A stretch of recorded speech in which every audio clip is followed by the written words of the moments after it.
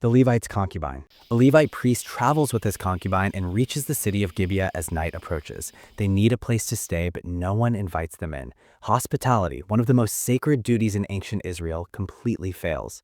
Only at the last moment does an old man offer them shelter. For a few hours, it seems like they are safe. Then, men from the city surround the house. They pound on the door and shout demands that signal something is terribly wrong.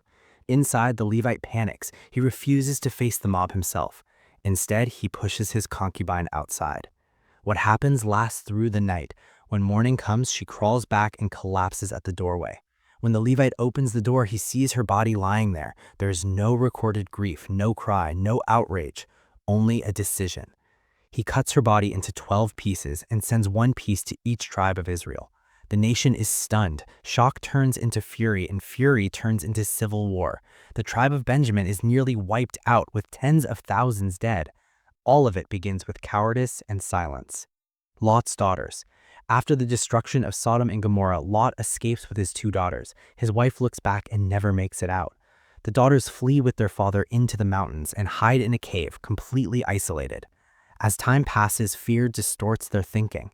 They convince themselves the world has ended, that there are no men left, that humanity will die with them unless they act. So they make a plan. They give their father wine until he is unaware of what is happening. One night, the older daughter lies with him. The next night, the younger does the same. Both become pregnant. The Bible records the sons born from this act, Moab and Ben-Ami, ancestors of future nations. Then the story simply moves on. No explanation, no judgment, only silence. Jephthah's daughter. Jephthah is rejected by his family and driven away, yet he rises to become a powerful warrior. When Israel faces war against the Ammonites, he makes a vow that will define his life forever. He promises if he wins total victory, the first thing that comes out of his house when he returns will be offered to God. He wins. When he comes home, the door opens and his only child, his daughter, steps out dancing in celebration. In that moment, Jephthah understands what his vow has cost him. He tears his clothes in despair, but he does not break his word. His daughter responds calmly. She asks for 2 months to wander the hills with her friends and mourn the life she will never have. No marriage, no children, no future. When she returns, the text gives no details. It simply ends. The erasure of Amalekites. The Amalekites are long-standing enemies of Israel, known for their brutality. King Saul receives a command to remove them completely. Nothing is to remain. Saul attacks and wins, but he spares their king and keeps the best livestock. He believes partial obedience is enough. Through the prophet Samuel, Saul is told that the kingdom will be taken from him. Mercy where destruction was commanded is treated as rebellion. The Amalekites disappear from the narrative, not with graphic detail, but with finality. Gone. David's census. At the height of his power, King David orders a census of Israel's fighting men. He wants certainty, control, proof of strength. The consequence is immediate. A plague spreads through the land, and 70,000 people die. Not soldiers, not rebels, ordinary citizens. David survives. The people suffer. The siege of Samaria.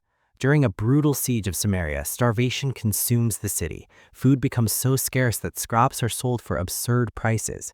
Hunger breaks every boundary. 2 mothers make an unthinkable agreement. One child will be eaten today, the other tomorrow. The first child is consumed. The second never is. When the king hears the story, he tears his clothes in horror, but the siege continues. Desperation has already won. The plagues of Egypt. The Israelites remain enslaved as Pharaoh refuses to release them. What follows comes in waves. Water becomes undrinkable, insects swarm everywhere, skin erupts with sores, crops are destroyed, darkness presses down for days. Then comes midnight. In a single night, every household experiences loss. Screams spread across Egypt until no home is untouched. Freedom comes at a terrifying cost. Elisha and the bears. The prophet Elisha walks towards Bethel when a group of boys begins mocking him relentlessly. Elisha turns and speaks a curse. From the forest, 2 bears emerge and attack the group. 42 are struck. The story offers no explanation. It simply ends. The assault on Tamar. Tamar, a royal daughter, becomes the victim of careful betrayal. Amnon, David's firstborn, pretends to be ill and manipulates events so she is sent to his room alone. Once inside, he locks the door. She pleads with him, warning of shame and lifelong ruin. He ignores her. Afterwards, he casts her out and bolts the door behind her. Tamar walks away with torn robes and ashes on her head. Her brother Absalom takes her into his house and tells her to stay silent. David hears what happened. He is furious, but he does nothing. That silence ignites revenge, murder, rebellion, and civil war. Korah's Rebellion. Korah, a Levite leader, gathers respected men and challenges Moses and Aaron, claiming the entire community is holy and accusing them of elevating themselves unfairly. Moses warns that judgment will come. The next day, the rebels stand ready. The ground splits open. The earth swallows Korah, his followers, their families, and everything they own. Fire follows, consuming the remaining leaders. Panic spreads through the camp. Judgment arrives fast, and it is absolute.